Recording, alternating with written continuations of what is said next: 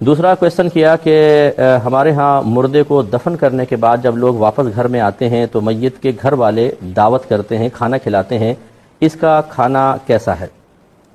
دیکھیں، دو چیزیں ہوتی ہیں، ایک تو دعوت میت کہلاتی ہے، اس کا مطلب ہے کہ بلانا، باقاعدہ انوائٹ کرنا کھانے پر، کہ بھئی گھر میں کھانا رکھا ہے مردے کا، آپ لوگ آئیں، فون کر کے، کال کر کے، میسیج کے ذریعے انویٹیشن بھجوایا جائے کسی کو،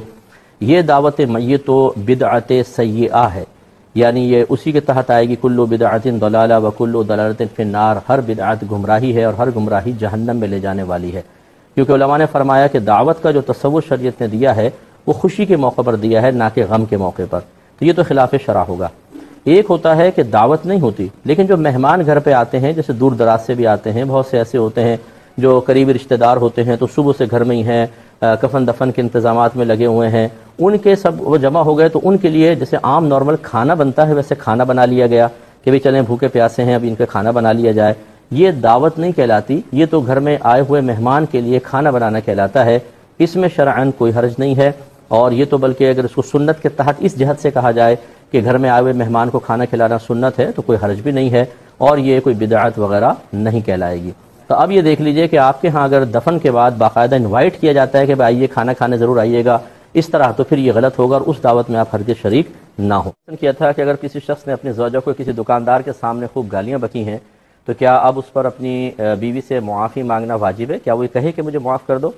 تو بالکل واجب ہے، مطلب بیجا جب اس طرح زیادتی کی جائے، ڈانٹ تو شوہر سکتا ہے کہ ڈانٹ دے، لیکن اس کو گالیاں بکنا، وہ بھی پھر سرعام گالیاں بکنا، یقیناً یہ عورت کی غلطی سے زیادہ ہے اور یہ غیر مناسب حرکت ہے، اور یہ یاد رکھیں، یہ تو بہت گالی تو بہت بڑی چیز ہے، اگر شوہر یہ محسوس کرتا ہے کہ مجھ سے کوئی زیادتی ہو گئی ہے تو معافی مانگنے میں کوئی شرم کی بات نہیں ہے۔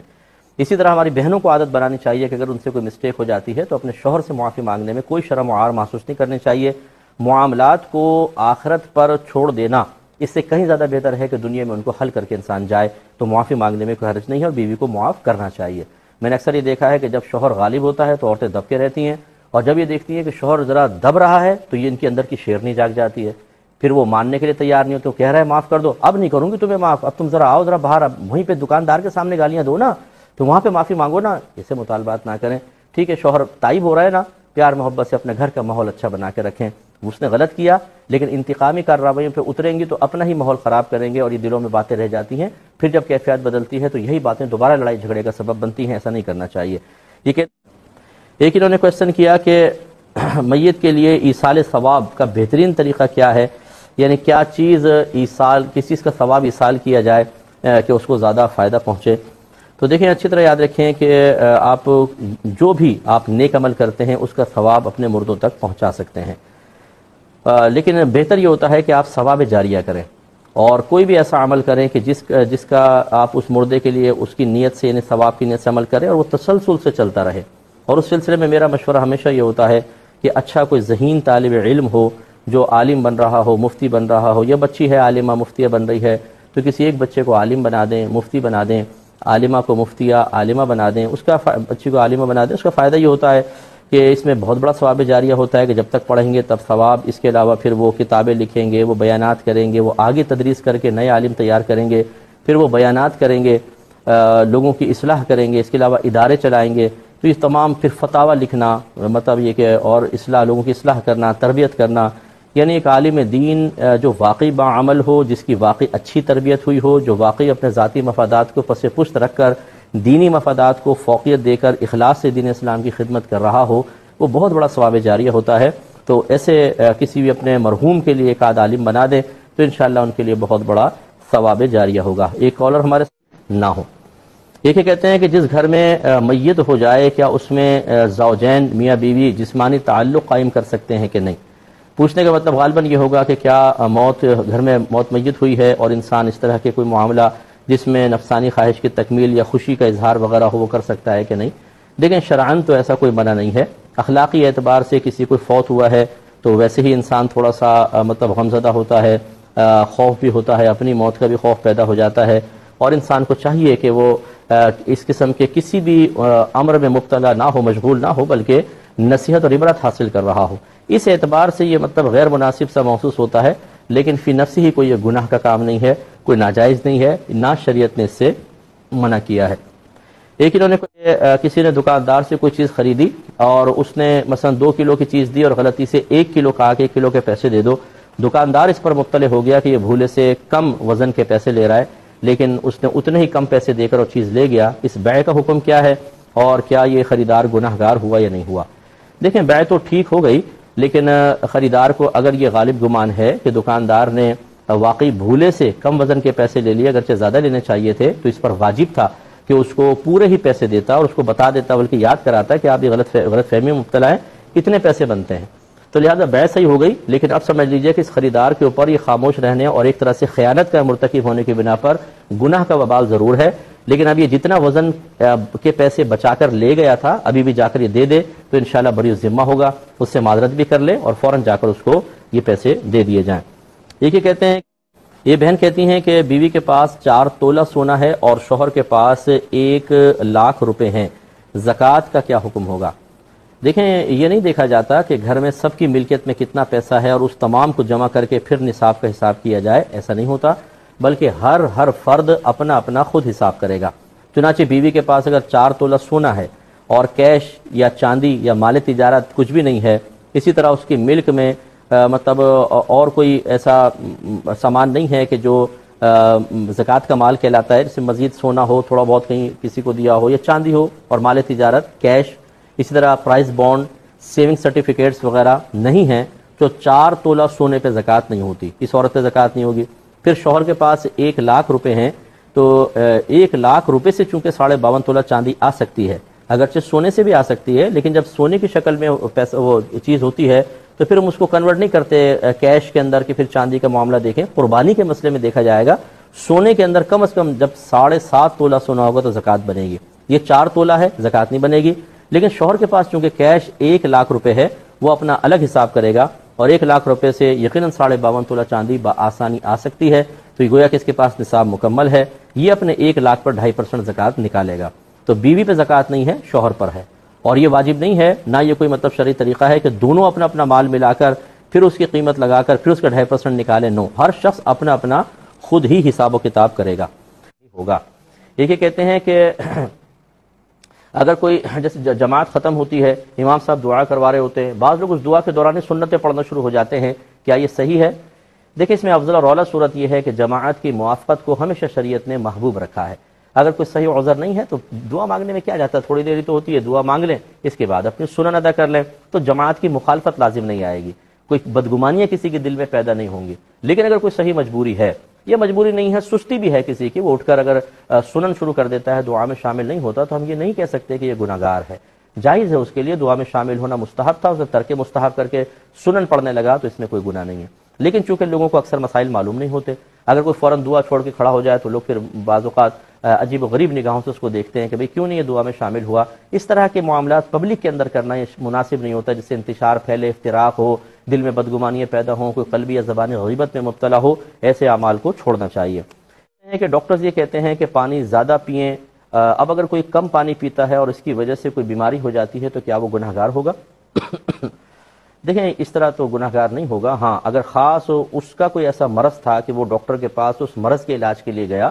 اور بطور علاج خاص اس کے لیے سجیسٹ کیا گیا کہ آپ کو زیادہ پانی پینا ہوگا ورنہ آپ کے گردے کا مسئلہ ہوگا فلاں کا، اب اگر یہ بے احتیاطی کرتا ہے اور وہی بیماری ہو جاتی تو ضرور گناہ گار ہوگا. اور ایک ہوتا ہے کہ مطلقاً جنرلی ایک بات کہی جاتی ہے، زیادہ پانی پئیں ورنہ یہ نقصان ہوگا، فلاں چیز نہ کھائیں یہ نقصان ہوگا، فلاں وہ استعمال نہ کریں نقصان ہوتا ہے. اور اب اگر کوئی شخص کر لیتا ہے تو یہ نہیں ہے کہ اس نے جان بوجھ کے کوئی اپنے آپ کو ہلاکت میں ڈالا، یہ نہیں کہلائے گا. بہرحال اس کو احتیاط کرنی چاہیے تھی، لیکن اس صورت میں گناہ گار نہیں ہوگا، کیونکہ ہزاروں چیز کے نقصان بیان ہوتے ہیں اور ہم اسے کر رہے ہوتے ہیں لیکن ہماری باڈی سے کوئی ایفیکٹ محسوس نہیں کر رہی ہوتی، کوئی نیگیٹو ایفیکٹ ہماری باڈی پر نہیں پڑتا ہے، تو اس لیے وہ گناہ گار نہیں ہوں گے. اور کبھی ایسا ہوتا ہے کہ تمام تر احتیاط کرنے کے باوجود ہو جاتا ہے.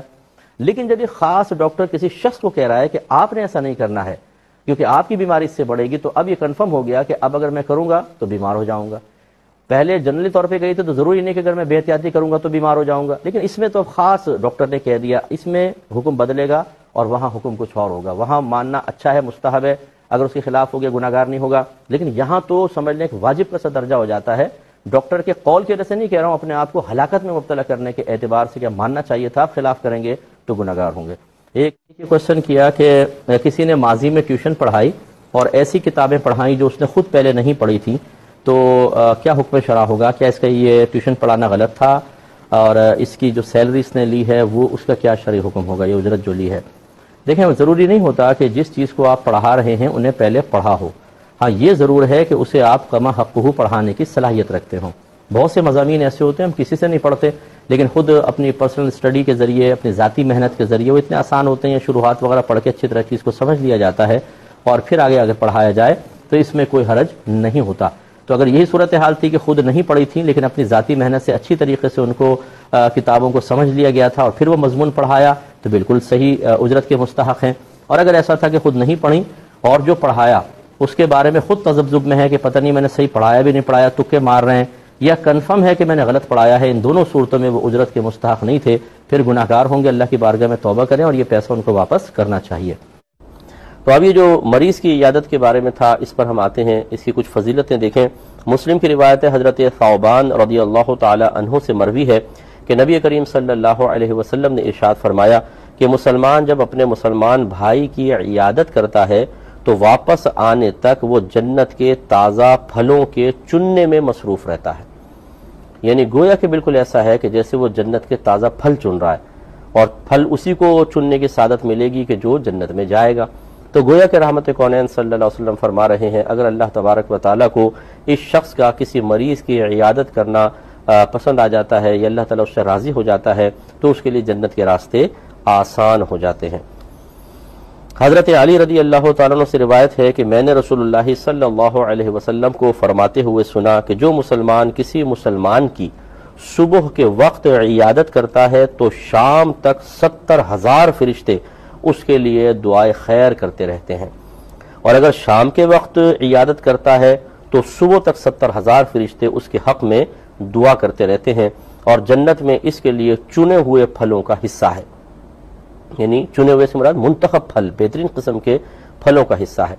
ترمذی کی روایت ہے. اس کا مطلب یہ ہوا کہ یہ عمل یعنی مریض کی عیادت کرنا ہمیں جنت تک لے جا سکتا ہے، ہماری بخشش و مغفرت کا سبب بن سکتا ہے. فرشتے یعنی 70,000 فرشتے آپ اندازہ کریں صبح و شام ہمارے لیے دعائے مغفرت کریں گے. اور اس میں بعض اکابرین نے فرمایا کہ گرمیوں میں صبح میں عیادت کریں اور سردیوں میں بہتر ہے کہ رات میں عیادت کریں. وجہ یہ کہ گرمیوں میں دن لمبے ہوتے ہیں اور سردیوں میں راتیں لمبی ہوتی ہیں. تو اگر آپ دن کے اول حصے میں جا کے عیادت کرتے ہیں اور گرمی کے دن ہیں تو دن طویل ہے تو 70,000 فرشتے کتنی زیادہ دعا کریں گے. ایسے اگر رات میں سردیوں میں جاتے ہیں تو پھر رات میں فرشتے دعائے بخشش و مغفرت کریں گے اور وہ طویل رات ہوگی تو زیادہ سے زیادہ ہمارے لیے دعائے خیر ہوگی. اور جب اللہ تعالیٰ کسی کو دعائے خیر پر مقرر کرے جیسے کہ فرشتے ہیں تو پھر یوں تو نہیں ہے کہ وہ دعا کرتے رہے اور اللہ تعالیٰ رد فرماتا رہے. ان کو تو دعا کے لیے کہا ہی اس لیے ہے گویا کہ اللہ تعالیٰ نے کہ اس کو قبول فرمانا ہے تو ہمارے حق میں وہ دعائیں قبول ہوں گی تو کس قدر ہمیں فضیلتیں اور برکتیں حاصل ہوں گی. اس لیے مریض کی عیادت کرنا بہت ہی اچھا ہے، ہمیں جانا چاہیے اور اس ثواب کو حاصل کرنے کی کوشش کرنی چاہیے. جیسے ہماری بعض بہنیں ہوتی ہیں انہیں عمرے پہ جانا ہے یا حج پر جانا ہے اور وہ ایام ان کے سٹارٹ ہو جاتے ہیں تو ہماری بہنیں پوچھتی ہیں کہ کیا ہم احرام کی نیت کریں نہ کریں. بالکل آپ کریں گے. احرام کی نیت کرنے کے لیے پاک ہونا لازم نہیں ہے. آپ اس ناپاکی کی حالت میں بھی اگر احرام کی نیت کر لیں گی تو حالت احرام میں داخل ہو جائیں گی. ہماری بہنیں نیت کر لیں، وہ حالت احرام میں آئیں گی اور وہاں جا کے لیکن جب تک حالت حیض قائم ہے وہ عمرہ وغیرہ نہیں کریں گی، ویٹ کریں گی جب حیض ختم ہوگا پھر وہ عمرہ کریں.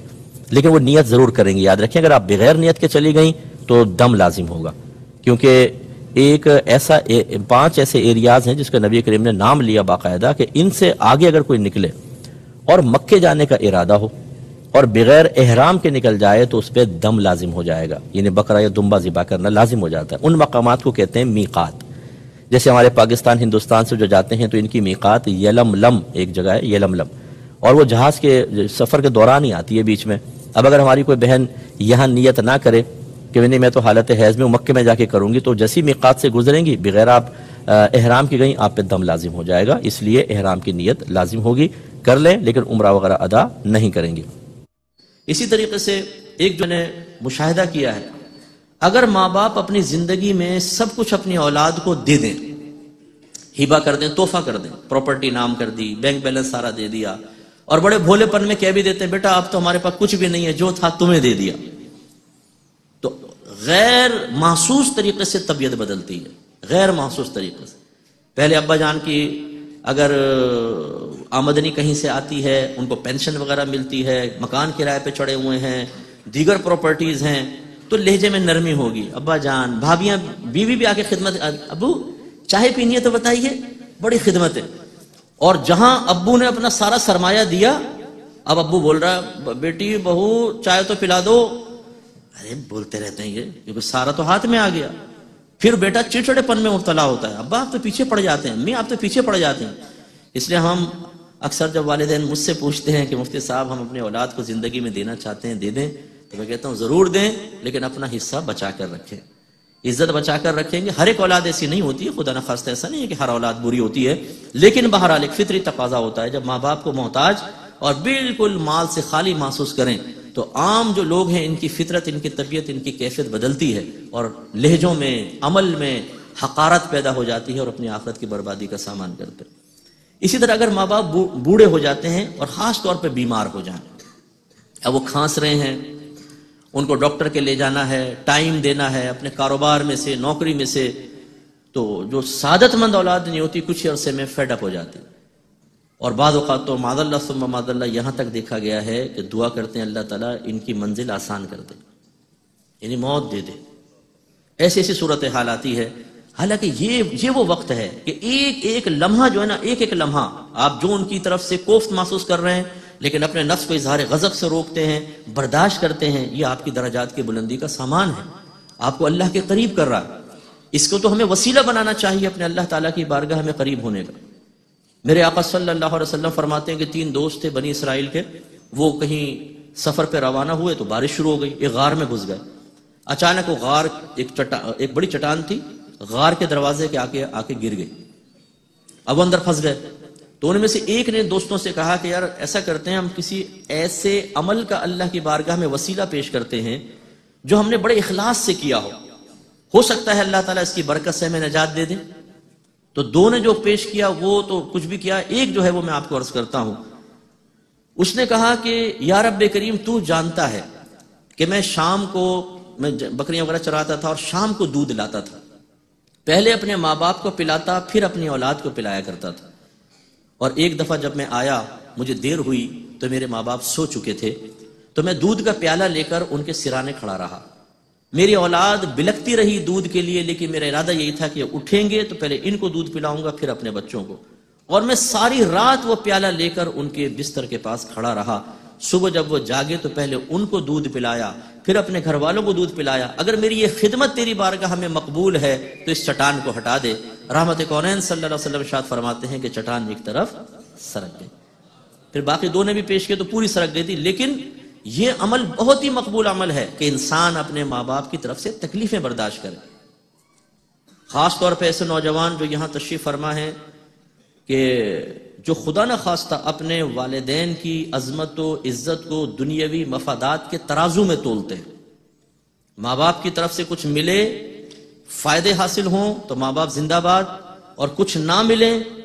تو ختم. جیسے ایک جو میں نے مشاہدہ کیا ہے، اگر ماں باپ اپنی زندگی میں سب کچھ اپنی اولاد کو دے دیں، ہبہ کر دیں، تحفہ کر دیں، پراپرٹی نام کر دی، بینک بیلنس سارا دے دیا، اور بڑے بھولے پن میں کہہ بھی دیتے ہیں بیٹا اب تو ہمارے پاس کچھ بھی نہیں ہے، جو تھا تمہیں دے دیا،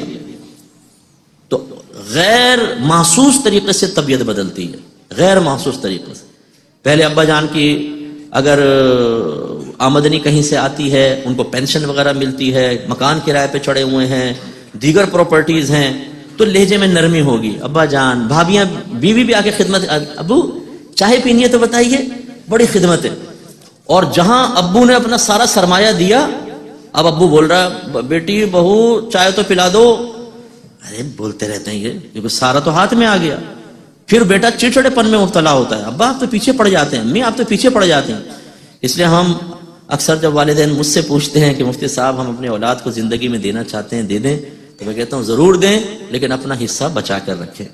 عزت بچا کر رکھیں گے. ہر ایک اولاد ایسی نہیں ہوتی ہے، خدا نہ خواستہ ایسا نہیں ہے کہ ہر اولاد بری ہوتی ہے، لیکن بہرحال ایک فطری تقاضا ہوتا ہے. جب ماں باپ کو محتاج اور بالکل مال سے خالی محسوس کریں تو عام جو لوگ ہیں ان کی فطرت، ان کی طبیعت، ان کی کیفیت بدلتی ہے اور لہجوں میں، عمل میں حقارت پیدا ہو جاتی ہے اور اپنی آخرت کی بربادی کا سامان کرتے ہیں. اسی طرح اگر ماں باپ بوڑھے ہو جاتے ہیں اور خاص طور پہ بیمار ہو جائیں، اب وہ کھانس رہے ہیں، ان کو ڈاکٹر کے لے جانا ہے، ٹائم دینا ہے اپنے کاروبار میں سے، نوکری میں سے، تو جو سعادت مند اولاد نہیں ہوتی کچھ عرصے میں فیڈ اپ ہو جاتی، اور بعض اوقات تو معاذ اللہ ثم معاذ اللہ یہاں تک دیکھا گیا ہے کہ دعا کرتے ہیں اللہ تعالیٰ ان کی منزل آسان کر دے، یعنی موت دے دے. ایسی ایسی صورتحال آتی ہے. حالانکہ یہ وہ وقت ہے کہ ایک ایک لمحہ جو ہے نا، ایک ایک لمحہ آپ جو ان کی طرف سے کوفت محسوس کر رہے ہیں لیکن اپنے نفس کو اظہار غضب سے روکتے ہیں، برداشت کرتے ہیں، یہ آپ کی درجات کی بلندی کا سامان ہے، آپ کو اللہ کے قریب کر رہا ہے. اس کو تو ہمیں وسیلہ بنانا چاہیے اپنے اللہ تعالیٰ کی بارگاہ میں قریب ہونے کا. میرے آقا صلی اللہ علیہ وسلم فرماتے ہیں کہ 3 دوست تھے بنی اسرائیل کے، وہ کہیں سفر پہ روانہ ہوئے تو بارش شروع ہو گئی، ایک غار میں گھس گئے. اچانک وہ غار ایک بڑی چٹان تھی، غار کے دروازے کے آ کے گر گئی. اب وہ اندر پھنس گئے. تو ان میں سے ایک نے دوستوں سے کہا کہ یار ایسا کرتے ہیں، ہم کسی ایسے عمل کا اللہ کی بارگاہ میں وسیلہ پیش کرتے ہیں جو ہم نے بڑے اخلاص سے کیا ہو سکتا ہے اللہ تعالیٰ اس کی برکت سے ہمیں نجات دے دے. تو 2 نے جو پیش کیا وہ تو کچھ بھی کیا، ایک جو ہے وہ میں آپ کو عرض کرتا ہوں. اس نے کہا کہ یا رب کریم تو جانتا ہے کہ میں شام کو بکریاں وغیرہ چراتا تھا اور شام کو دودھ لاتا تھا، پہلے اپنے ماں باپ کو پلاتا پھر اپنی اولاد کو پلایا کرتا تھا. اور ایک دفعہ جب میں آیا مجھے دیر ہوئی تو میرے ماں باپ سو چکے تھے، تو میں دودھ کا پیالہ لے کر ان کے سرانے کھڑا رہا. میری اولاد بلکتی رہی دودھ کے لیے، لیکن میرا ارادہ یہی تھا کہ اٹھیں گے تو پہلے ان کو دودھ پلاؤں گا پھر اپنے بچوں کو.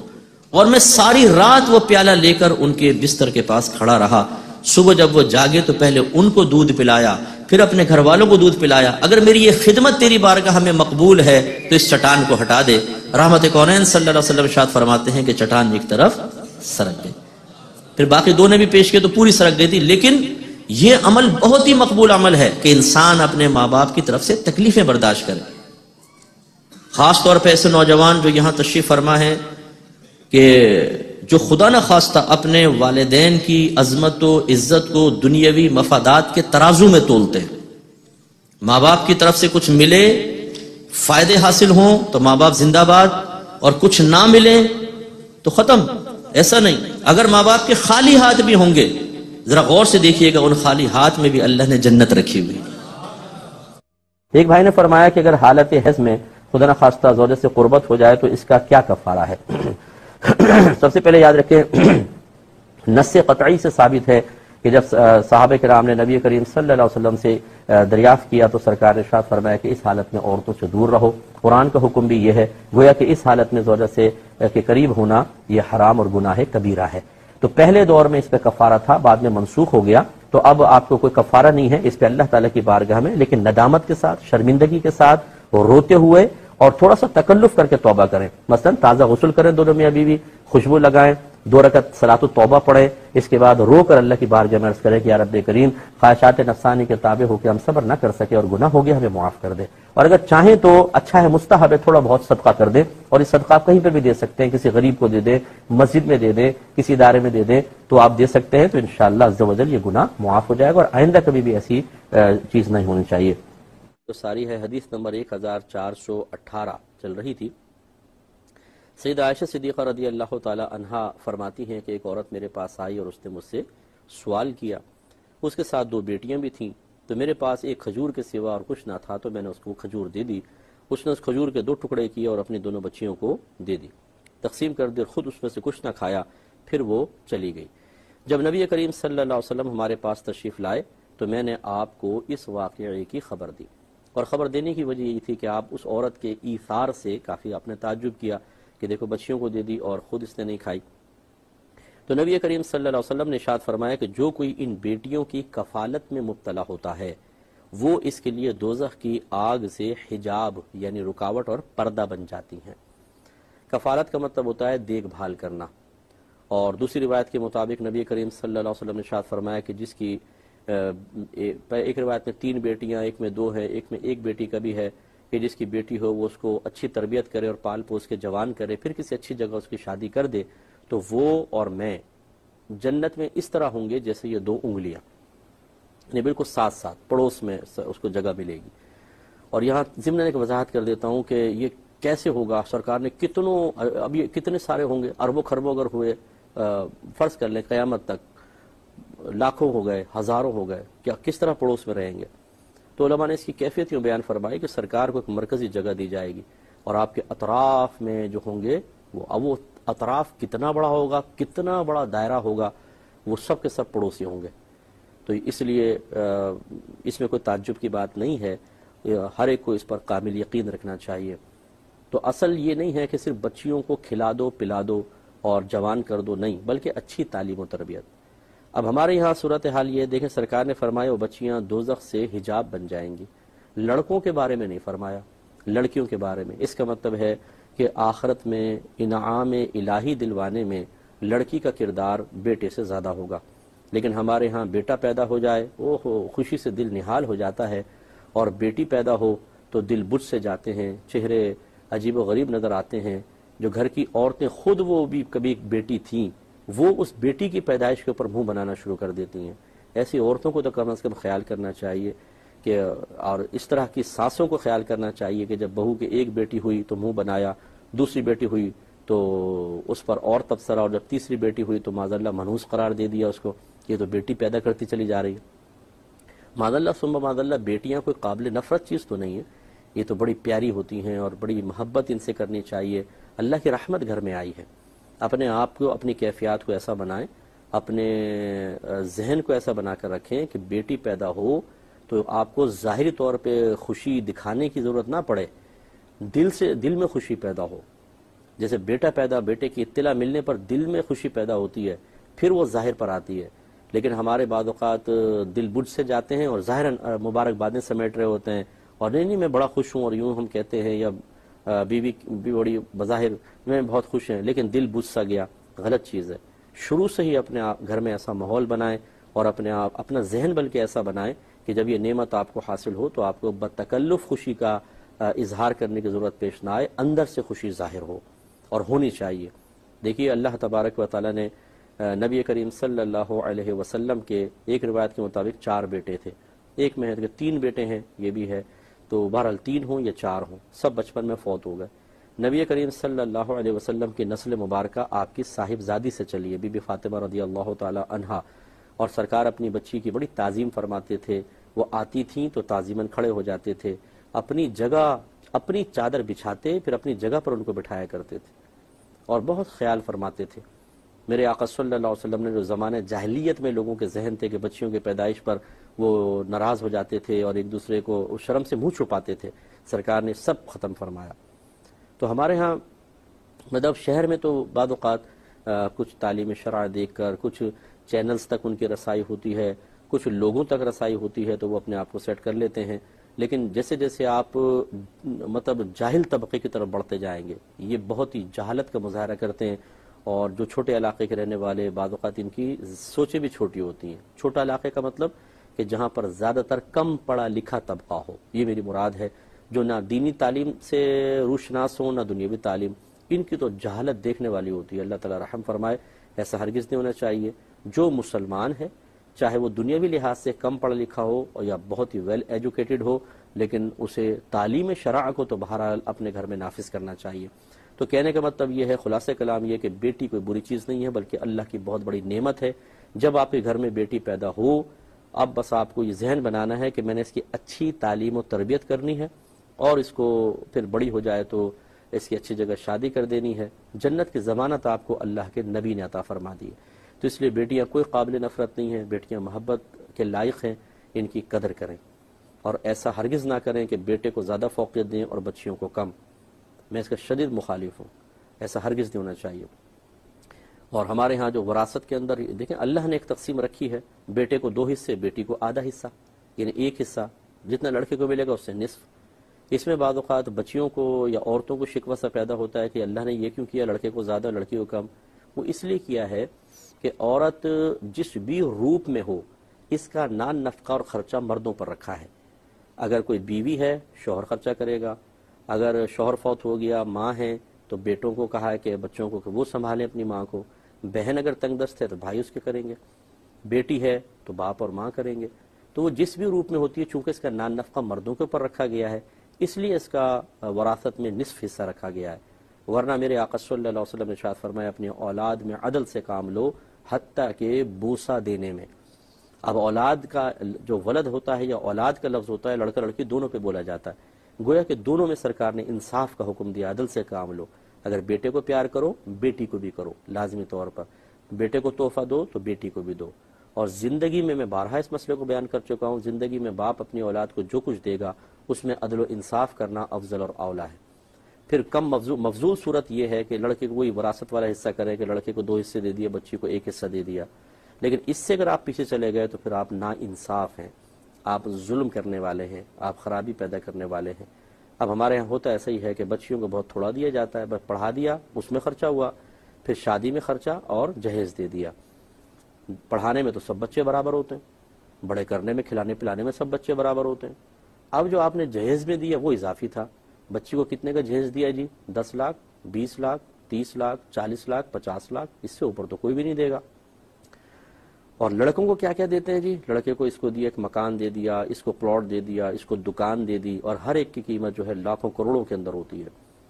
اور اگر اپنی زندگی میں باپ ایسا کرتا ہے تو دیکھیں وراثت تقسیم ہوگی، اس میں ٹھیک ہے لڑکی کو 1 حصہ ملے گا، لڑکے کو ڈبل حصہ ملتا ہے، وہ تقسیم شرع ہے، وہ الگ بات ہے۔ میں زندگی کی بات کر رہا ہوں، زندگی میں جو یہ غیر منصفانہ تقسیم ہے اس پر باپ کو آخرت میں جواب دہ ہونا ہو سکتا ہے، اس لیے اچھی طرح توجہ رکھیں۔ زندگی میں اپنی اولاد کو جب آپ دیں تو اس میں لڑکا لڑکی بالکل برابر ہوتے ہیں۔ 2 کروڑ اگر ایک بیٹے کو دے رہے ہیں تو 2 کروڑ اپنی بیٹی کو اس خوف کو دل سے نکال کر دیں کہ یہ پیسہ سسرال والوں کے پاس پہنچ جائے گا، یہ آپ کا ہیڈک نہیں ہے، آپ کو عدل و انصاف کرنے کا حکم دیا گیا ہے۔ اس کا مطلب جب عدل کرتے ہوئے بچی کو برابر دیں گے، اللہ تعالیٰ اس کے رسول بہتر جانتے ہیں وہ پیسہ کہاں جائے گا، آپ کو تو پتہ بھی نہیں ہے کہ اس کے پاس رہے گا یا نہیں رہے گا، اللہ کو معلوم ہے کہاں جائے گا۔ اس کے باوجود بیٹی کو برابر دینے کا حکم دیا گیا، اس کا مطلب یہ ہے کہ آپ کو ان خدشات کی بالکل حاجت نہیں۔ یہ ہو سکتا ہے کہ اللہ تعالیٰ اس بچی کے ذریعے کسی تک پیسہ پہنچوائے، یہ اللہ کی مرضی ہے، ہم کون ہوتے ہیں اس میں رکاوٹ ڈالنے والے۔ تو یہ اس طریقے سے بہت سے والد ایسے ہوتے ہیں جو شدید گناہگار ہوتے ہیں، بچیوں کو محروم، بیٹوں کو بھر دیا، حالانکہ وہ خود کمانے پر قادر ہیں۔ بچی بیچاری کسی اور کی محتاج ہوتی ہے، اسے ایسے ہی محتاج ہی چھوڑ کے شوہر کا وہ فوت ہو جاتے ہیں۔ اب آخرت میں اللہ تعالیٰ بس ان کے ساتھ کیا معاملہ کرتا ہے اللہ ہی بہتر جانے گا۔ تو اس کے بعد سرکار صلی اللہ علیہ وسلم نے فرمایا کہ جو کوئی ان بیٹیوں کی کفالت میں مبتلا ہوتا ہے، اس کو اس آزمائش میں ڈالا جاتا ہے تو اس کی بچیاں اس کے لیے دوزخ سے حجاب بن جاتی ہیں۔ جن بچیوں کو اگر کوئی نفرت کی نگاہ سے دیکھ رہا ہے، جب میدان معاشر میں کھڑا ہوگا، اگر اس نے اچھی تربیت بھی کر دی اور وہ کر دی لیکن حقیر سمجھتا رہا، اسے بڑی شرمندگی ہوگی، بہت ندامت ہوگی کہ وہ بچی ایسی اچھی بچی کہ جو دوزخ کی راہ میں رکاوٹ بن جائے، اللہ تعالیٰ بچی کی وجہ سے باپ کو جنت میں داخلہ دے دے، ماں کو دے دے، کتنی بڑی بات ہے۔ اور فرض کر لیں اگر کوئی ایسا ہو، اچھی طرح اس بات کو سنیے گا کہ جس نے کسی بچے کی صحیح تعلیم و تربیت نہیں کی، اچھی جگہ رشتہ نہیں کیا، بس ایسی بے پرواہی سے کرتا رہا، اس کو اس وقت کتنی حسرت ہوگی جب وہ کسی شخص کو دیکھے گا کہ اعلان ہوگا میدان معاشر میں کہ یہ شخص اپنی بیٹی کی اچھی کفالت کرنے کی وجہ سے، اچھی تربیت کرنے کی وجہ سے، پھر اس کا صحیح مقام پہ رشتہ کرنے کی وجہ سے، خود اس کا عمل کم تھا لیکن اللہ نے ان امور کی بنا پہ اس کو جنت میں اعلیٰ مقام بلکہ نبی کا پڑوس عطا فرمایا۔ سوچئے کتنی حسرت ہوگی اس شخص کو۔ اس لیے میں گزارش کرتا ہوں جتنے بھی والد مجھے سن رہے ہوں، اللہ کر کے سن رہے ہوں، اور اسی طرح جو مائیں ہمیں سن رہی ہیں، بیٹی کی پیدائش پہ منہ نہ بنائیں، بلکہ یہ تو جنت کا ایک تحفہ مل گیا آپ کو، اور اس کے بدلے آپ کو جنت کو تحفہ مل جائے گا۔ تو اب اس کی اچھی تعلیم و تربیت پہ توجہ کریں، اپنے بچیوں کو پیار کریں، انہیں احساس محرومی میں مبتلا نہ ہونے دیں۔ انشاءاللہ پھر دیکھیں یہ بیٹیاں اللہ کے عطا کردہ منصب کے لحاظ سے آپ کو کس طریقے سے جہنم سے بچاتی ہیں اور جنت میں لے کر جاتی ہیں۔ اللہ تعالیٰ عمل کی توفیق عطا فرمائے۔ اگر بخاری رحمۃ اللہ علیہ ایک مزید حدیث لے کر آئے، 1890 نمبر حدیث پاک ہے، حضرت عمر فاروق رضی اللہ تعالی عنہ کی دعا اس میں درج ہے۔ زید بن اسلم اپنے والد سے روایت کرتے ہیں کہ حضرت عمر فاروق رضی اللہ تعالی عنہ نے دعا کی، اے اللہ مجھے اپنے راستے میں شہادت عطا فرما اور میری موت اپنے رسول کے شہر میں کر دے۔ تو یہ حضرت عمر فاروق رضی اللہ تعالیٰ عنہ کی بڑی پیاری دعا تھی، اور کہتے ہیں کہ مدینہ کی مکے پر فضیلت کی قوی دلیل بھی یہ ہے کہ حضرت عمر فاروق رضی اللہ تعالیٰ عنہ نے مدینہ میں خاص وفات کے لیے اللہ کی بارگاہ میں دعا کی، حالانکہ مکہ آپ کا وطن اول تھا۔ تو دیکھیں موت کی دعا کرنا یہ نبی کریم صلی اللہ علیہ وسلم نے منع فرمایا کہ کوئی موت کی دعا نہ کرے، عافیت والی زندگی کی دعا کریں. لیکن حضرت ابو ہریرہ رضی اللہ تعالیٰ عنہ فرمایا کرتے تھے کہ جب فتن بہت زیادہ ہو جائیں تو پھر انسان اپنی موت کی دعا بھی کر سکتا ہے. ایک چیز تو یاد رکھیں. دوسری بات یہ کہ نبی کریم صلی اللہ علیہ وسلم کا ایک فرمان ہے جو یہاں نہیں ہے کہ جس سے ہو سکے وہ مدینے میں مرے، کیونکہ جو مدینے میں فوت ہوگا میں بروز قیامت اس کی شفاعت کروں گا. اور ایک فضیلت یہ بھی ہوگی کہ سب سے پہلے سرکار نے فرمایا میں اپنی قبر سے باہر آؤں گا، یعنی بروز قیامت، اور پھر صدیق اکبر، پھر عمر فاروق میرے ساتھ اٹھیں گے، پھر جنت البقیع میں جتنے مدفون ہیں وہ باہر آئیں گے. اس کا مطلب ہے کہ جو لوگ سب سے پہلے نبی کریم صلی اللہ علیہ وسلم کی ظاہری زیارت سے مشرف ہوں گے وہ ہوں گے جو مدینہ منورہ میں مدفون ہوں گے. اس لیے یہ تمنا کرنا کہ اللہ تعالی ہمیں مدینے کی موت عطا فرما، یہ بہت ہی پیاری تمنا ہے. اور اگر فرض کر لیں آپ کبھی ایسا ہو جائے، گھر والوں کو وصیت کر دیں کہ اگر میں مدینہ جاؤں اور وہاں میری وفات ہو جائے تو میرے جنازے کو ہرگز وطن نہ لایا جائے، وہیں دفنایا جائے. اور اسی طریقے سے اگر آپ کی فرض کر لیں آپ کی والدہ وہاں جا کے فوت ہو گئی، والد صاحب فوت ہو گئے، کوئی اور فوت ہو جائے، تو کبھی بھی یہ غلطی مت کیجیے گا کہ ان کو کسی طریقے سے جو ہم اپنے وطن میں لے جائیں گے وہاں دفنائیں گے. نہیں، اگر آپ مردے سے پوچھیں وہ کھڑا ہو جائے اور آپ یہ کوشش کر رہے ہوں کہ اس کو وطن لے کر جائیں تو وہ آپ سے شدید ناراض ہوگا، کیونکہ جو رحمت برکت نازل ہوتے ہوئے پردہ فرما جانے کے بعد ایک شخص دیکھ رہا ہے، ہم اپنی ظاہری آنکھوں سے بعض اوقات اس کو نہیں دیکھ پاتے ہیں. ہم یہ چاہتے ہیں کہ جی وہاں پہ سارے دیکھیں نا، دادا نانی پھوپھی مامی چاچی سب وہاں پہ دفن ہے تو ان کے ساتھ. اب فرض کر لیں کہ مطلب ان کے ساتھ کوئی برکت نہیں ہے، سارے کے سارے بے عمل تھے، بے نمازی قسم کے تھے، تو ایسا تو نہیں ہے کہ جیسے ہمارے ایک جوائنٹ فیملی گھروں کے اندر ہوتے ہیں کہ بے نمازی ہیں کچھ بھی ہیں لیکن چونکہ قریب رہتے ہیں تو ایک قلبی لگاؤ رہتا ہے، تو مرنے کے بعد بھی ایسا ہی ہوگا؟ نو. مرنے کے بعد انسان، میرے آقا صلی اللہ علیہ وسلم نے فرمایا کہ اپنے مردے کو اچھے مردوں کے ساتھ دفناؤ، کیونکہ جس طریقے سے ایک زندہ انسان برے پڑوسی سے اذیت محسوس کرتا ہے، ایسے ہی قبر میں بھی برے پڑوسی سے مصیبت اور اذیت محسوس کرے گا. تو اس لیے یہ تو بہت ہی پاکیزہ چیز ہوگی کہ صحابہ کرام علیہم رضوان کے قریب انسان کو دفن کیا جائے، تو ہرگز یہ غلطی نہیں ہونی چاہیے. دوسرا، ہمیں بھی اگر ہو سکے تو اس دعا کو اپنی دعاؤں میں شامل کرنا چاہیے کہ اللہ تعالی ہمیں شہادت کی موت عطا فرما اور مدینہ منورہ کی موت عطا فرما. تو کبھی کبھی میں اسے دعا کرتا ہوں اپنے ان بزرگوں کی تقلید میں، ہو سکے آپ بھی کریں کہ اللہ تعالی ہمیں مدینہ منورہ میں رمضان کے مہینے میں جمعے کے دن حالت روزہ میں گنبد خضرہ کی زیارت کرتے کرتے شہادت کی موت عطا فرما دے، ایمان پر موت عطا فرما. تو یہ دعا، اس طرح دعا کرنا بہت اچھا ہے. اور اللہ تبارک و تعالی اگر یہ دعا قبول ہو گئی، جنت البقیع کے اندر اگر مدفن مل گیا تو انشاءاللہ ہم بخشے گئے. اللہ کی رحمت سے امید ہے انشاءاللہ، کیونکہ سرکار ضرور شفاعت فرمائیں گے اور جس کی سرکار شفاعت فرمائیں وہ ضرور بخشا جائے گا. اب اس پہ تھوڑا سا علامہ بدر الدین عینی رحمۃ اللہ علیہ ایک بات بیان کرتے ہیں، وہ میں عقیدے کی آپ کی خدمت میں ذکر کرتا ہوں. یہ کہتے ہیں کہ اللہ تعالیٰ نے حضرت عمر فاروق رضی اللہ تعالی عنہ کی اس دعا کو قبول فرمایا اور ان کو شہادت عطا فرمائی. حضرت عمر کو حضرت مغیرہ بن شعبہ رضی اللہ تعالیٰ عنہ کے غلام ابو لولو نے آپ کی کوکھ میں، یعنی سائیڈ میں اس طرح خنجر مار کے آپ کو قتل کر دیا تھا. اس وقت آپ صبح کی نماز پڑھا رہے تھے اور یہ بدھ کا دن تھا اور ذوالحجہ کی 26 تاریخ تھی. حضرت عمر فاروق رضی اللہ تعالی عنہ کی عمر اس وقت 63 سال تھی. نبی کریم صلی اللہ علیہ وسلم اور حضرت صدیق اکبر رضی اللہ تعالی عنہ کی عمر بھی وفات کے وقت 63 سال تھی. تو اگر آپ کسی اور جگہ تاریخی حوالوں سے عمر میں کوئی فرق دیکھیں تو پھر یہ نہیں کہ آپ نے 63 کہہ دیا، وہاں تو 62 لکھا تھا، 61 لکھا تھا، اس میں اختلافات ہو سکتے ہیں. خواہ کی بحثوں میں پڑھنے کے بجائے جو حضرت نے فرمایا اس پر توجہ فرمائیے گا. تو کہتے ہیں کہ حضرت عمر فاروق رضی اللہ تعالیٰ عنہ کی عمر اس وقت 63 سال تھی اور نبی کریم صلی اللہ علیہ وسلم اور صدیق اکبر رضی اللہ تعالیٰ عنہ کی عمر بھی وفات کے وقت 63 سال کی تھی. حضرت عمر کو حضرت ابو بکر صدیق رضی اللہ تعالیٰ عنہ کے پڑوس میں دفن کیا گیا اور حضرت ابو بکر کو رسول اللہ صلی اللہ علیہ وسلم کے پڑوس میں دفن کیا گیا. یعنی جب ایک روایت ایسی ہے کہ یوں سرکار کی قبر انور ہے، پھر صدیق اکبر کی اور پھر عمر فاروق کی. یہ جو تفصیل ہے اس سے ایسے ہی ظاہر ہوتا ہے کہ یوں نہیں ہے کہ بیچ میں سرکار کی قبر انور اور پھر دائیں اور بائیں ایسا، بلکہ سرکار کے پڑوس میں صدیق اکبر، ان کے پڑوس میں پھر عمر فاروق رضی اللہ تعالی عنہ ہیں. اس روایت کے مطابق میں عرض کر رہا ہوں. پھر یہ آگے کہتے ہیں، میں کہتا ہوں کہ یہ تینوں نفوس قدسیہ زمین کے جس ٹکڑے میں مدفون ہیں یہ بلا اختلاف روئے زمین کا سب سے افضل ٹکڑا ہے اور متعدد مشاہیر امت نے یہ تصریح کی ہے، یعنی واضح طور پہ بیان کیا ہے کہ زمین کے جس ٹکڑے پر نبی کریم صلی اللہ علیہ وسلم کا جسد اطہر رکھا ہوا ہے وہ ٹکڑا عرش سے بھی افضل ہے۔ پھر یہ ایک جو اعتراض ہوتا ہے بعض اوقات کہ جی اپنی شہادت کے لیے دعا کی، اور شہادت میں تو کوئی غالب آتا ہے اور ہم مغلوب ہو جاتے ہیں، تو گویا کہ اپنے مغلوب ہونے کی دعا کی گئی۔ اس طرح کے اعتراضات قطعاً غیر مناسب ہیں۔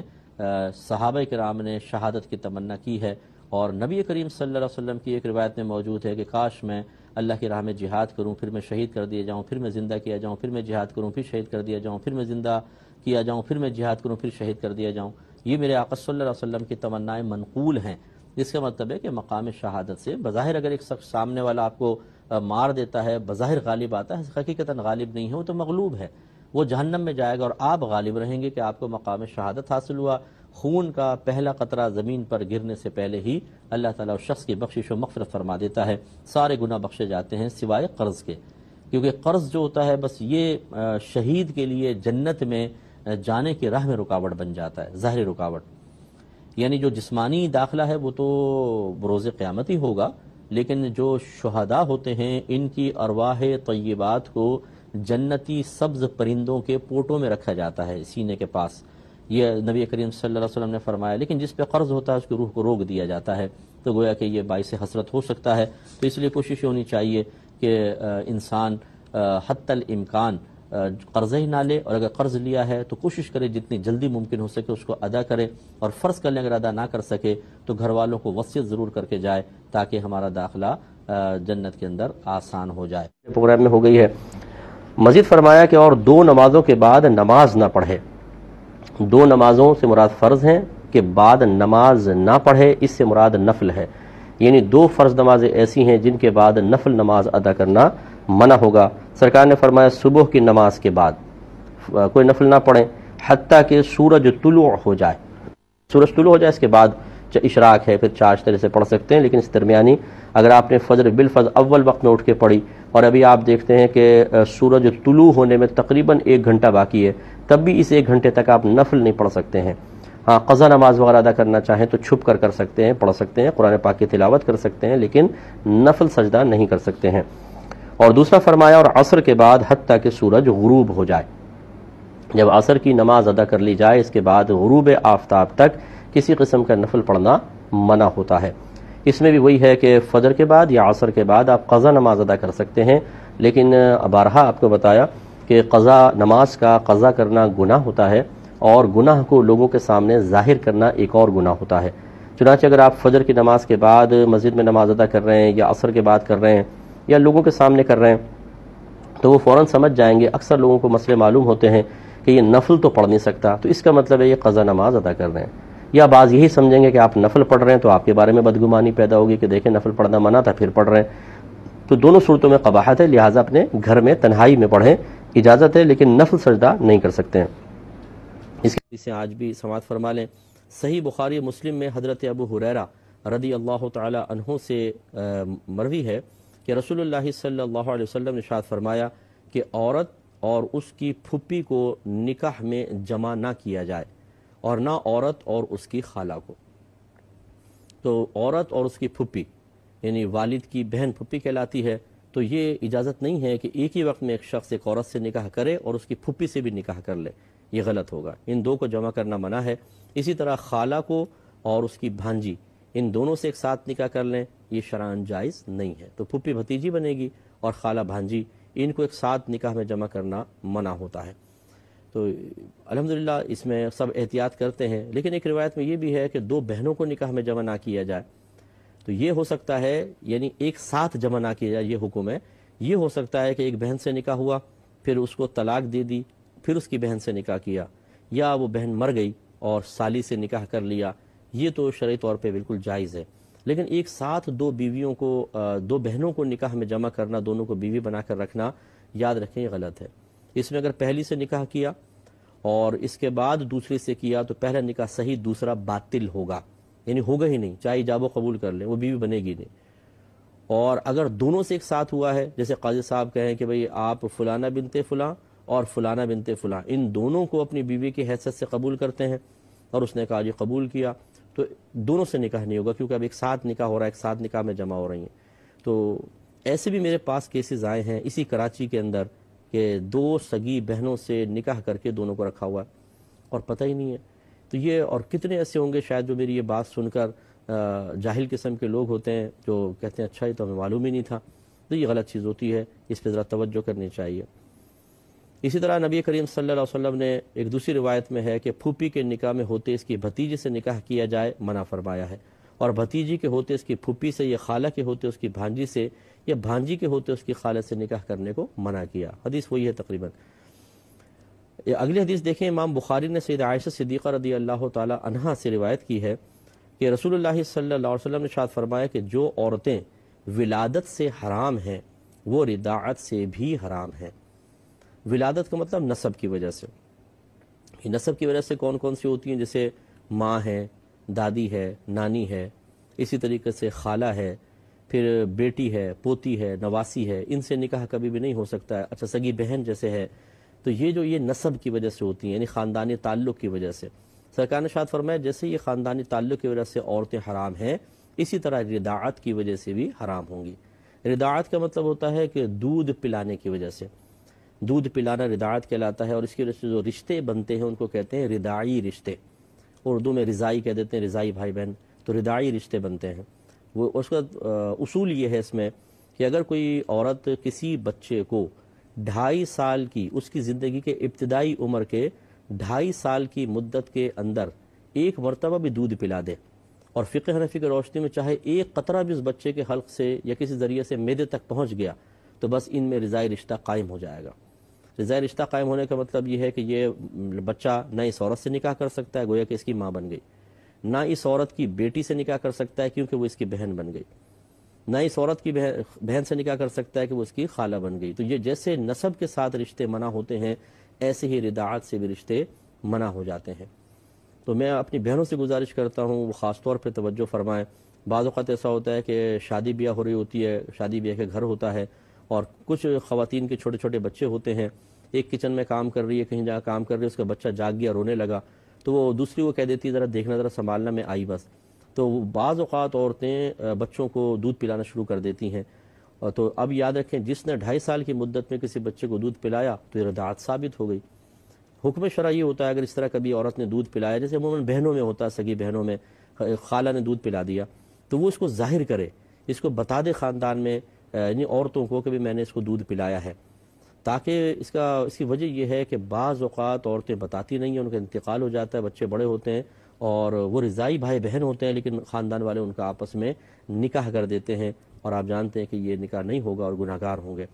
اب یقینی سی بات ہے کہ جن کو نہیں معلوم وہ تو نہیں ہوں گے گناہگار، نہ ہی لڑکا لڑکی گناہگار ہوں گے، لیکن بہرحال اس پہ توجہ کرنی چاہیے۔ اور یہ یاد رکھیں کہ اگر فرض کر لیں کوئی عورت اس بات کا دعویٰ کرتی ہے کہ میں نے اس لڑکے کو دودھ پلایا ہے، لڑکی کو دودھ پلایا ہے، تو فقہ حنفی کی روشنی میں جب تک وہ گواہ پیش نہ کر دے اس کا قول نہیں مانا جائے گا۔ ایک عورت کی گواہی تسلیم نہیں ہوتی، نہیں مانا جائے گا سے مراد یہ ہے کہ اگر آپ کوئی انکار کرنا چاہے تو کر سکتا ہے۔ عورت سے کہا جائے گا آپ 2 مرد یا 1 مرد 2 عورت بطور گواہ پیش کریں کہ آپ نے اس کو دودھ پلایا ہے، اگر وہ پیش کر دے ٹھیک، نہیں تو سامنے والے کہہ سکتے ہیں کہ ہم تمہاری بات نہیں مانتے، اور وہ اپنے بچے کا نکاح ایسی جگہ کر دیں۔ اور اگر چاہیں تو پھر احتیاط اس میں ہے کہ ایک عورت کا قول بھی قبول کر لیں۔ یہ بخاری کی ہی روایت، ایک صحابی تھے، ان کا نکاح ہونے لگا تو ایک عورت آ گئی، اس نے آ کر کہا کہ آپ دونوں کا تو نکاح ہی نہیں ہو سکتا کیونکہ میں نے آپ دونوں کو بچپن میں اپنا دودھ پلایا ہے، تو آپ رضائی بھائی بہن ہیں۔ تو وہ شوہر فوراً علیحدہ ہوئے اور وہ نبی کریم صلی اللہ علیہ وسلم کے پاس پہنچ گئے اور یہ مسئلہ ذکر کیا کہ ایک عورت نے ایسا کہا ہے۔ تو میرے آقا صلی اللہ علیہ وسلم نے ارشاد فرمایا جب ایک عورت نے کہا ہے تو آپ ان سے نکاح نہ کریں۔ تو اس نوجوان نے اس لڑکی کو اپنے سے جدا کر دیا۔ اب اس سے یہ ہم نتیجہ نہیں نکال سکتے کہ ایک عورت کی گواہی کافی ہے، کیونکہ پہلے قرآن ہے پھر حدیث ہے۔ قرآن میں گواہی کا معیار 2 مرد یا 1 مرد اور 2 عورت رکھا ہے، تو حدیث سے قرآن کے معیار کو تو ہم نہیں ختم کر سکتے، اس لیے احناف نے قرآن اور حدیث کو دونوں کو جمع کر کے یہ فرمایا کہ اصل تو یہی ہے کہ عورت پہلے گواہ پیش کرے، 2 مرد یا 1 مرد 2 عورتیں، تبھی اس کا قول ویلڈ ہوگا، ورنہ ہم رد کر سکتے ہیں۔ لیکن حدیث یہ کہتی ہے اگر ایک عورت بھی گواہی دے تو اگر آپ چاہیں تو قبول کر لیں، وجہ اس کی یہ ہے کہ دل میں وسوسے پیدا ہوتے رہیں گے، یار پتہ نہیں شاید سچ کہہ رہی ہو، تو پھر وہ رشتے پہ فرق پڑ جائے گا، یعنی جذبات اور فیلنگز ویسے نہیں رہیں گے، بہن سی محسوس ہوگی۔ اس لیے بہتر ہے کہ ایک عورت کا قول بھی قبول کر لے۔ لیکن آپ تھوڑا سا غور کریں کہ فقہ حنفی اس لحاظ سے بہت ہی بہترین مذہب ہے اور اس کے مسائل بہت ہی بہترین ہیں کہ عورتوں میں عموماً میں نے یہ دیکھا ہے اس طرح کے جھوٹ اور اس طرح کی باتیں بہت زیادہ عام ہوتی ہیں۔ اگر ایک عورت یہ دیکھے کہ یہ لڑکی کا رشتہ میرے بیٹے کو مل جائے، فلاں کو نہیں، یا اصل اپنے بیٹے کے ساتھ تو نہیں، اس لڑکی کا رشتہ میری بہن کے بیٹے کے ساتھ ہو جائے، فلاں کے ساتھ نہیں، تو یہ ہو سکتا ہے کہ وہ کہہ دے کہ میں نے دودھ پلایا تھا فلاں کو، یا اس نے دودھ پلایا تھا، تم نے دودھ پلایا تھا، یوں کر کے، تاکہ رشتہ کوئی مطلب شک میں پڑ جائے۔ تو اگر ایک عورت کی گواہی قبول ہوتی تو پھر عورتیں اس معاملے میں جس رشتے کو خراب کرنا چاہتی بڑی آسانی سے کر سکتی تھیں۔ تو شریعت نے اس میں ایک پابندی رکھی ہے، اس سے بڑا فائدہ ہے بہت سے لوگوں کو، ورنہ خاندان میں عموماً ایسا ہو سکتا تھا۔ تو خلاصہ کلام یہ ہے کہ میرے آقا صلی اللہ علیہ وسلم نے ایک ضابطہ قاعدہ بیان فرمایا کہ جس طریقے سے کسی گھر میں بچہ پیدا ہوتا ہے تو اس کے پیدا ہوتے ہی فوراً یعنی چلو پیدا ہونے کے بعد بالغ ہو گیا تو بہت سے رشتے خود بخود اس کے لیے حرام ہو جاتے ہیں۔ لڑکا ہے تو بہن سے نکاح حرام ہے، ماں ہے، دادی ہے، نانی ہے، پھوپھی ہے، اسی طریقے سے خالہ ہے، اسی طرح بیٹا بیٹی پوتی نواسی، ان سے نکاح نہیں ہو سکتا، اس کے لیے اس کو کوئی نیا عمل کرنے کی حاجت نہیں ہے۔ اسی طریقے سے یہاں پر ہے کہ جیسی کوئی بچہ 2.5 سال کی مدت میں دودھ پیتا ہے تو رداعت ثابت ہو جاتی ہے۔ یہاں یہ وضاحت اور تھوڑی سی میں کر دیتا ہوں کہ دودھ پلانے کی مدت 2 سال ہے۔ 2 سال ابتدائی جو عمر کے 2 سال ہیں اس میں ماں اپنے بچے کو دودھ پلا سکتی ہے۔ 2 سال کمپلیٹ ہو جانے کے بعد اگر 1 دن بھی زیادہ کیا تو یہ عورت گناہگار ہوگی، یہ اچھی طرح یاد رکھیں، اب نہیں پلا سکتی۔ لیکن رداعت جو ہے وہ 2.5 سال کی مدت کے اندر اندر ثابت ہو جائے گی، کیونکہ یہ قرآن میں اللہ نے فرمایا وَحَمْلُهُ وَفِصَالُهُ 30 شهرًا کہ اس بچے کا حمل اور اس کا دودھ چھڑانا 30 ماہ ہے، 30 ماہ بنتے ہیں 2.5 سال۔ تو اس لیے امام اعظم رضی اللہ تعالیٰ نے فرماتے ہیں کہ 2.5 سال تک بچے کو دودھ پلایا جائے، جبکہ صاحبین و حولین کاملین آیت کے اندر آیا کہ 2 کامل سال تک ماں دودھ پلا سکتی ہے، تو وہ اس سے کہتے ہیں کہ 2 سال تک دودھ پلائیں۔ اب چونکہ 2 اقوال آ گئے اس لیے ایک تو فتویٰ اس پر دیا گیا کہ 2 سال تک دودھ پلائیں گے، اس سے زیادہ نہیں، لیکن چونکہ امام اعظم نے 2.5 سال تک دودھ پلانے کی اجازت مرحمت فرمائی تو ان کے قول کو بھی بالکلیہ چھوڑنا لازم نہ آئے، تو رداعت کے معاملے میں امام اعظم کے قول کو احتیاطاً اختیار کیا گیا کہ اگر 2.5 سال کی مدت میں ماں اپنے بچے کو دودھ پلاتی ہے تو رداعت ثابت ہو جائے گی۔ ابھی چونکہ بعض لوگ کہتے ہیں مجھ سے آپ دلیل بیان کریں، دلیلیں بعض اوقات اتنی مشکل ہوتی ہیں کہ عام آدمی اس کو سیکھنے لگے تو ذہنی ٹیڑھا میڑھا ہو جاتا ہے، پریشان ہو جاتے ہیں۔ تو یہ علماء کا کام ہوتا ہے کہ وہ دلائل پہ نگاہ رکھ کر ان سے مسائل نکال کر عام فہم انداز میں لوگوں کے سامنے بیان کریں۔ تو اگر شخصیت کوئی قابل اعتماد ہے تو پھر آپ کو یہ کہنے کی ضرورت نہیں ہے کہ یہ کس دلیل سے، بلکہ ان کا قول ہی آپ کے لیے دلیل ہونا چاہیے، کیونکہ دلیل کو سمجھنا بھی ہر ایک کے بس کی بات نہیں ہے۔ تو خلاصہ آپ ذہن میں رکھیں تو انشاءاللہ عز و جل آسانی رہے گی۔ اب لگے ہاتھوں بہت سے قرآن پاک کی ایک آیت ہے، ویسے تو اطاعت رسول پہ کلام چل رہا تھا، لیکن میں اس آیت کا مفہوم آپ کی خدمت میں عرض کر کے یہ بھی ذکر کر دیتا ہوں کہ کون کون سی عورتیں مرد کے اوپر قرآن و حدیث میں حرام کی گئی ہیں۔ تو اللہ تعالیٰ نے ارشاد فرمایا کہ ان عورتوں سے نکاح نہ کرو جن سے تمہارے والد نے نکاح کیا ہے، یعنی جو والد کی منکوحہ ہوتی ہیں ان سے نکاح کرنا جائز نہیں، تو سگی ماں سے بھی جائز نہیں، اور اگر والد صاحب نے کوئی ستیلی عورت سے مطلب ایک اور عورت سے نکاح کیا جو ستیلی ماں بن رہی ہے تو باپ کی منکوحہ سے نکاح کرنا منع ہوتا ہے۔ فرمایا مگر جو گزر چکا، زمانے جاہلیت میں لوگ اس طرح کرتے تھے، تو اللہ تعالیٰ نے فرمایا کہ جو ہو گیا تو ہو گیا، لیکن اب یہ شریعت کا حکم ہے کہ کوئی بھی اپنے والد کی منکوحہ کے ساتھ جس سے والد نے نکاح کیا ہے نکاح نہیں کر سکتا۔ فرمایا بے شک یہ بے حیائی اور غضب کا کام ہے اور بہت بری راہ ہے۔ پھر فرمایا تم پر حرام ہیں تمہاری مائیں، تمہاری بیٹیاں اور بہنیں اور پھوپھیاں اور خالائیں اور بھتیجیاں اور بھانجیاں، اور تمہاری مائیں جنہوں نے تمہیں دودھ پلایا، اور دودھ کی بہنیں یعنی رضائی والدہ رضائی بہنیں، اور تمہاری عورتوں کی مائیں یعنی ساس، اور ان کی بیٹیاں جو تمہاری گود میں ہیں، ان عورتوں کی کہ جن سے تم جسمانی تعلق قائم کر چکے ہو۔ یعنی اس کا مطلب یہ ہے کہ کسی عورت سے نکاح کیا جو پہلے سے مطلقہ ہے یا بیوہ ہے اور اس کی کوئی بیٹی ہو مثال کے طور پر پہلے شوہر سے، اب اس سے نکاح کر لیا تو اس میں اب دو چیزیں ہوتی ہیں، صرف نکاح ہوا ایجاب و قبول اور اس نے عورت کو طلاق دے دی تو اس کی بیٹی سے بعد میں نکاح کر سکتا ہے، لیکن قرآن یہ کہہ رہا ہے کہ اگر اس عورت سے جسمانی تعلق ایک دفعہ قائم کر لیا گیا تو پھر اس کی بیٹی سے کبھی نکاح نہیں ہو سکتا، چاہے اس عورت کو طلاق دے دے، پھر وہ بیٹی ہمیشہ کے لیے حرام ہو جاتی ہے۔ اور ارشاد فرمایا اور اگر تم نے ان عورتوں سے جسمانی تعلق قائم نہ کیا ہو تو ان کی بیٹیوں سے نکاح کرنے میں گناہ نہیں ہے، اور تمہارے نسلی بیٹوں کی بیویاں یعنی بہویں، ان سے بہو سے بھی نکاح کرنا منع ہے، اور دو بہنوں کو اکٹھا کرنا یعنی ایک نکاح میں، میں نے بھی پروگرام میں عرض کیا تھا کہ دو بہنوں کا ایک ساتھ نکاح میں جمع کرنا منع ہے، مگر جو ہو چکا بے شک اللہ تعالیٰ بخشنے والا مہربان ہے۔ اور مزید فرمایا اور حرام ہے وہ عورتیں جو نکاح والیاں ہیں، یعنی کسی اور شخص کے نکاح میں ہیں، یعنی دوسرے کی بیوی، اس سے نکاح نہیں ہو سکتا جب تک کہ وہ اپنے شوہر کے نکاح میں ہے۔ تو خلاصہ کلام یہ ہے کہ یہ چند دیکھیں بیان فرمائیں، دوبارہ اس پہ تھوڑا سا کلام کرتا ہوں۔ تمہاری